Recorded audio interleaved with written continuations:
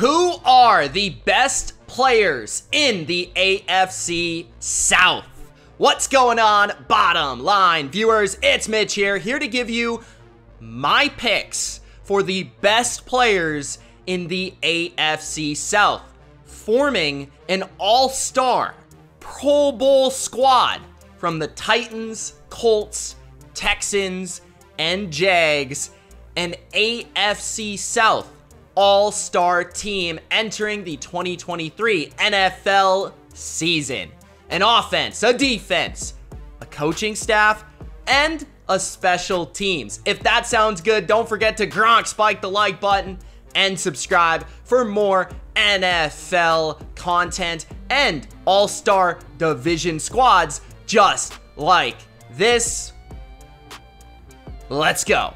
Kicking off Team AFC South at the quarterback position, Trevor Lawrence absolutely has become the best quarterback in this division. Last season, big-time performance after big-time performance late last year to push Jacksonville into the playoffs. A lot of people believe, including myself, that we are about to see the best Trevor Lawrence we've ever seen in the NFL in 2023. He has a new target to throw the football to, and Trevor Lawrence has all the physical traits to become one of the best quarterbacks in football if he's not already there. I think he's in the top 10 at the very least. I believe I ranked him at number 7 entering 2023. He has a cannon for an arm where he just makes these special throws inside and outside the pocket. He can move, he can scramble, and man, again, back to the arm, the guy just makes crazy throws, especially outside those numbers that just not many quarterbacks in the NFL can make. In the backfield, I believe this is where Team AFC South really is super stacked. The starting running back is maybe the captain of this team, the identity of this team, just as he is for the Tennessee Titans. It is the king, Derrick Henry. In my opinion, the best running back of this past generation. I really do believe that he belongs in the upper echelon of all-time great running backs. It's a lot more difficult to evaluate running backs in this era, given the change in the game offensively, but if there's any running back in this era that has been so dominant and has really commanded so much respect from his opponents and has carried his team to victories on that side of the ball, it is Derrick Henry. He is the starter for Team AFC South. The backup is not too shabby himself, and a perfect backup for Derrick Henry. These two are just going to be power, speed, explosion, home run hitters nonstop. King Henry and now Jonathan Taylor of the Indianapolis Colts. If there's one thing that Colts fans and Titans fans can agree on, it's that these are the two best running backs in the AFC South. And when Jonathan Taylor's at his best, he gives Derrick Henry a run for his money. He is super explosive, very powerful, got great breakaway speed. He is an awesome running back, and you could argue that in 2021, he might have been the best running back in the NFL. A little bit of a down year last year, but expect better play as he's trying to work out this whole contract situation in 2023. Now moving to the receiving core at the wide receiver position. We're going to go with wide receiver number 1, a new name, a new arrival to the AFC South. No, I'm not going with that guy. I'm going with Calvin Ridley. Yeah, I'm going with Calvin Ridley as the wide receiver 1 of Jacksonville. Now, I understand that this is a little bit bold, a little bit out there because he did not play last year, and we haven't really seen the peak Calvin Ridley in about a year and a half. But from what I've seen in training camp, just the way he's moving, the way he's looking in physical condition, the best he's ever looked, I believe Calvin Ridley is about to put the NFL on notice. Once upon a time, this guy was maybe the most detailed route runner in all of football. No misstep in his routes, just glided 2 catches, and I believe he will do that and form a perfect connection with Trevor Lawrence in 2023. The wide receiver 2 for the AFC South is another new arrival to the scene. I'm going with DeAndre Hopkins. I understand that DeAndre Hopkins was not signed, did not have a home, but I believe he's probably the second best receiver in this division upon arrival in Tennessee. You look at what he was able to do last year, his numbers, his consistency, coming back from the suspension, he was ludicrous. He was putting up big time numbers, and what I love about D-Hop, he's a lot different from Calvin Ridley for this team. He can go up, he can make contested catches. He is always open even when he is covered. That is the type of receiver he is. Plus, you can move him inside, you can play him outside, he can play every position. Maybe he doesn't have the vertical speed that he used to have to threaten defenses, but man, this guy's so savvy and he's gonna work the underneath perfectly.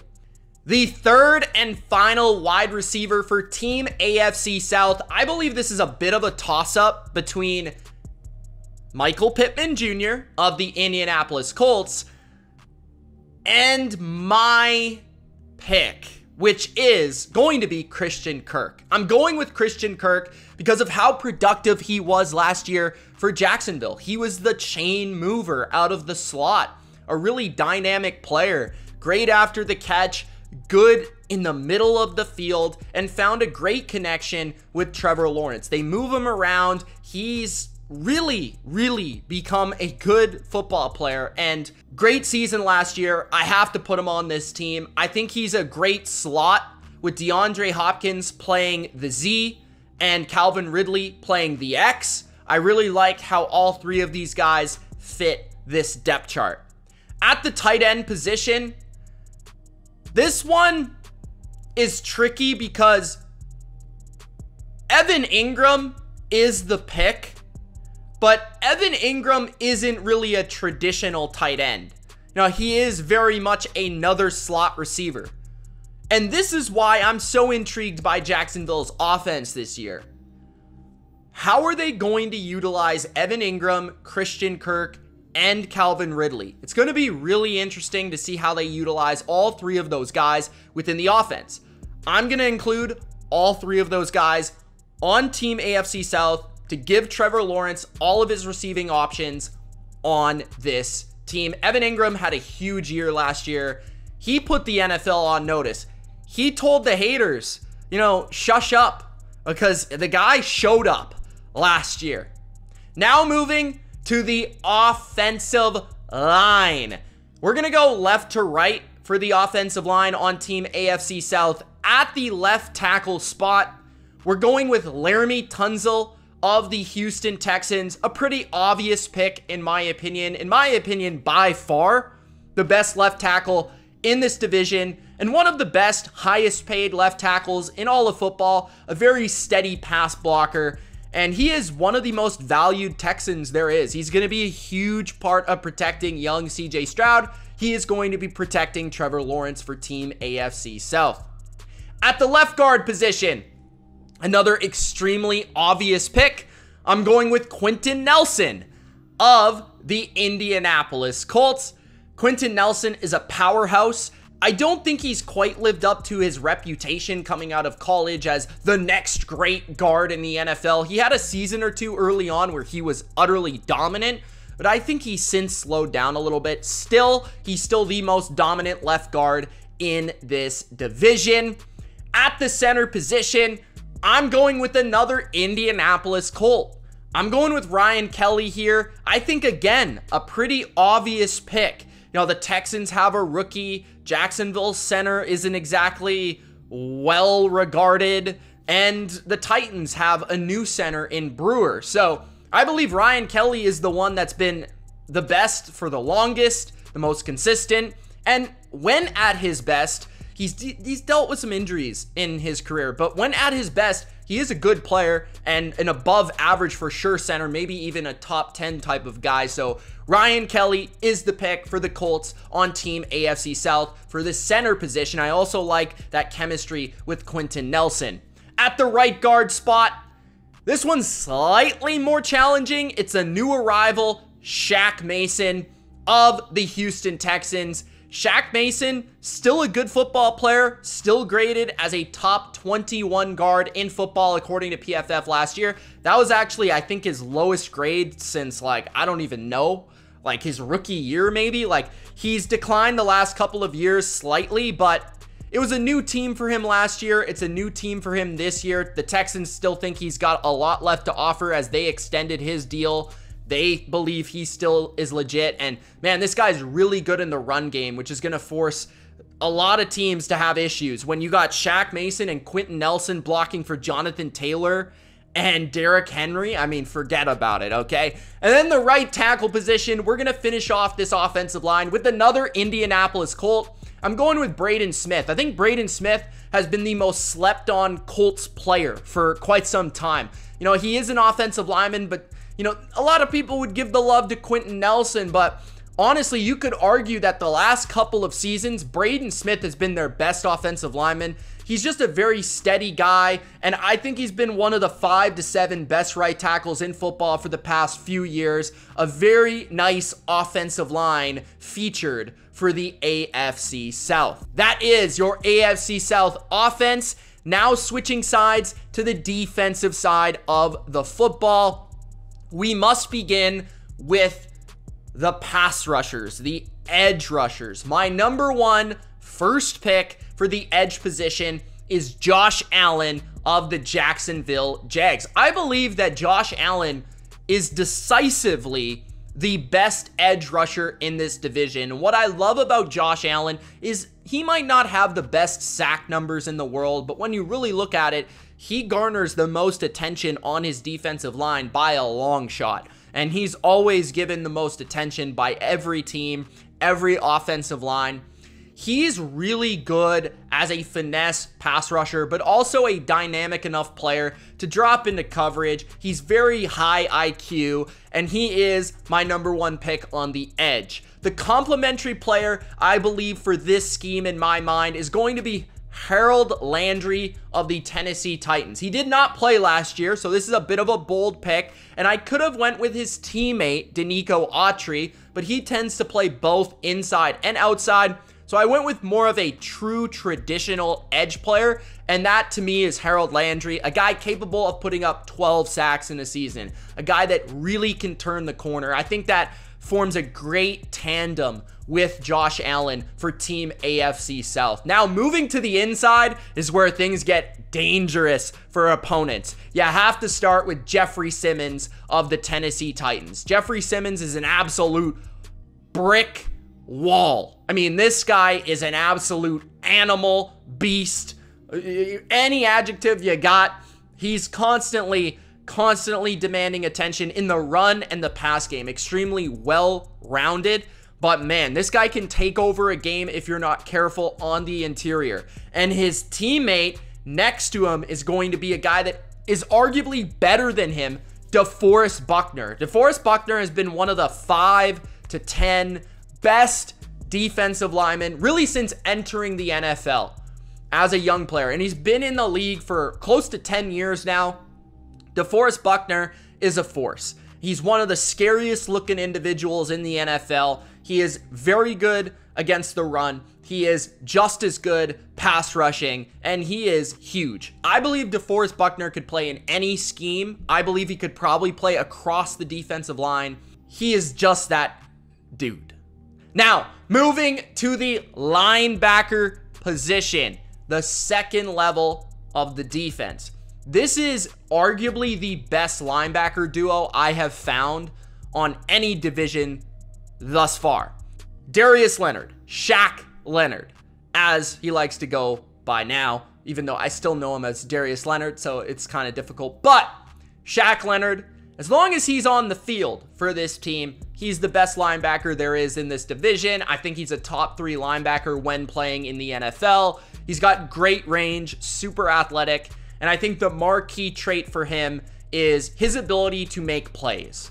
A lot of linebackers in today's NFL so caught up in coverage, so caught up in the run game, and they don't think about the number one thing, turnovers. And Shaq is really, really good at popping the ball out, getting his hands on the ball, sacking quarterbacks, making plays in any facet of the game.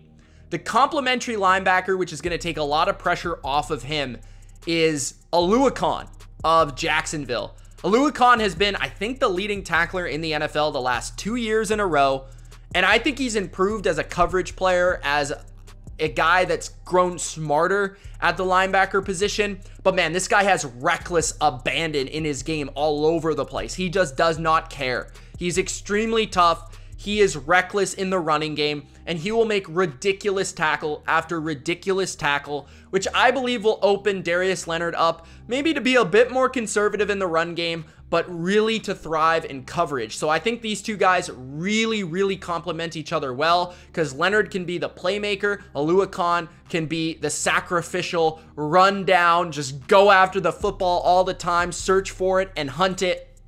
It's a great combination for Team AFC South. Moving to the safety position. The safety position, I would not say is the strongest in this division. I think it's very, very weak in terms of the depth of the position, but there are two guys that stand out for me as two of my favorites for a long time in the NFL. First, you've got to talk about the free safety, Kevin Byard. Kevin Byard has been one of the best safeties in the NFL. I think he's a top 3 or 4 guy in football right now, right in that elite category. He's pretty much done everything. He's been a guy that could play in the box or deep. He's been a guy that could rotate, from either position, from split coverages to, being a guy that can cover tight ends, being a guy that can lead the NFL in interceptions, being a true leader, a tone setter, and a communicator on the back end of the Titans defense. His partner in crime will be Jimmy Ward of the Houston Texans, who I'm not sure where he's going to play for the Texans this year, but that's just the thing with Jimmy Ward. Last year, he actually played nickel for San Francisco, but he's also played free safety and strong safety throughout his career. So just utilizing him as a box playmaker, I think, is to his most strength at this point in his career. Maybe he's not as fast or rangy as he used to be, but his ability to tackle, make plays, cover man-to-man, he can do all those things, has great lateral agility, can blitz. So he's going to be the strong safety or the box safety for Team AFC South. Now, moving to the corner position, I also would say that this position is not the strongest in this division, but there is one guy that I really think has elite written all over him, and that's Tyson Campbell of the Jacksonville Jags. He really is an ascending player. I think he could enter that elite shutdown status this year. He's very close already, but it just takes a little bit more recognition, a little bit more time of him balling out as he did last year for him to get the proper recognition. But he's great in man's, got great speed, good height, physicality, great in press coverage. I think he is the best corner in this division. The complementary corner, the number 2 corner, I could have went a couple different ways with this one, honestly. I could have went with Christian Fulton of the Tennessee Titans, who at times has been, I think, like flirting with the top 20, top 25 corners in football. I could have went, maybe Derek Stingley if I were to project moving forward for the Texans. But I'm actually going to go with Darius Williams of Jacksonville. I felt like he was phenomenal late last year. Once they moved him out of the nickel spot and onto the outside, I felt like he was one of the most disruptive ball, magnets at the corner position in all of football. He's a perfect number 2 corner. His ability to play off of another elite guy like a Campbell or like a Jalen Ramsey throughout his career, he's proven to be so good, especially on the outside, even despite his size. So I'm going to give him the props that he deserves after a very good 2022 NFL season. And at the nickel spot, I think it's a pretty easy choice, unless you were to move Jimmy Ward to this position, which you could, and then maybe you pick another safety or something like that.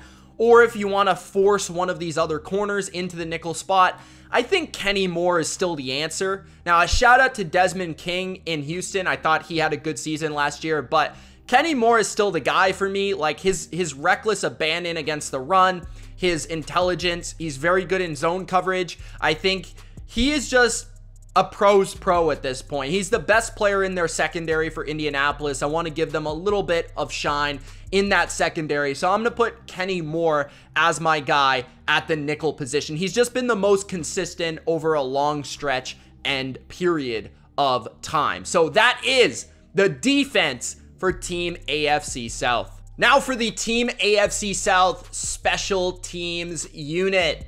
At the kicker spot, this one, I was actually surprised when I researched that Fairbairn only missed 2 kicks for the Houston Texans last year, 93% on the season.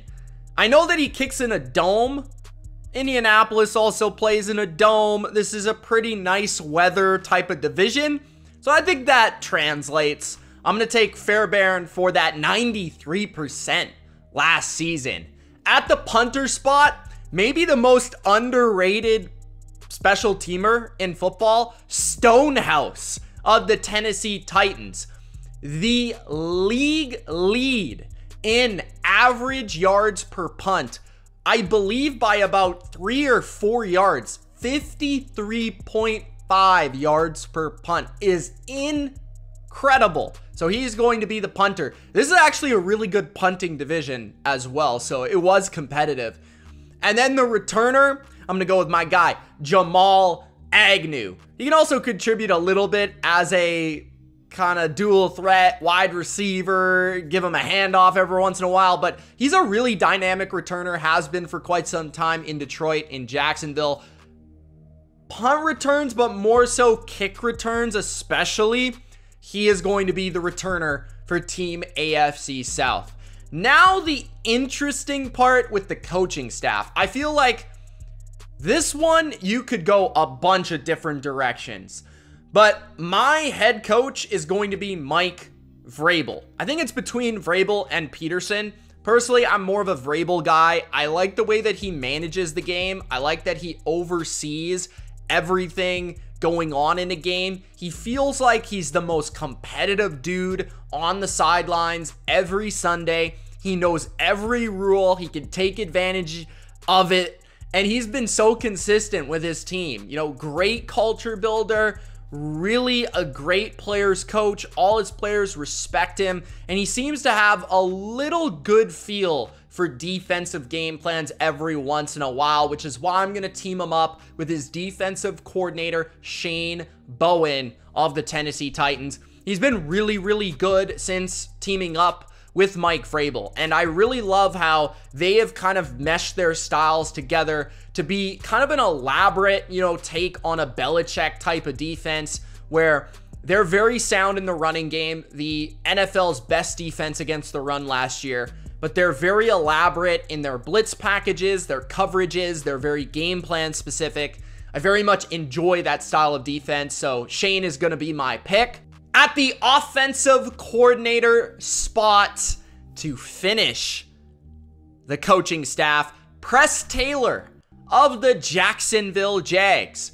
A lot of people probably don't even know who this is, but he's been with Doug Peterson for a long, long time. He's been with him since Philadelphia, you know, way back. And I think he does a very good job understanding Trevor Lawrence, having a good, strong relationship with his quarterback, who's also the quarterback on this team, can understand how to call plays for him. And then also, I feel like he can scheme things up well in a Doug Peterson type of way. So I want to take that Jacksonville flavor and offensive scheme to Team AFC South. That is Team AFC South, the offense, the defense, the coaching staff, the special teams. Let me know your thoughts on the team. Gronk, spike the like button. Don't forget to subscribe. We'll see you in the next video. Peace.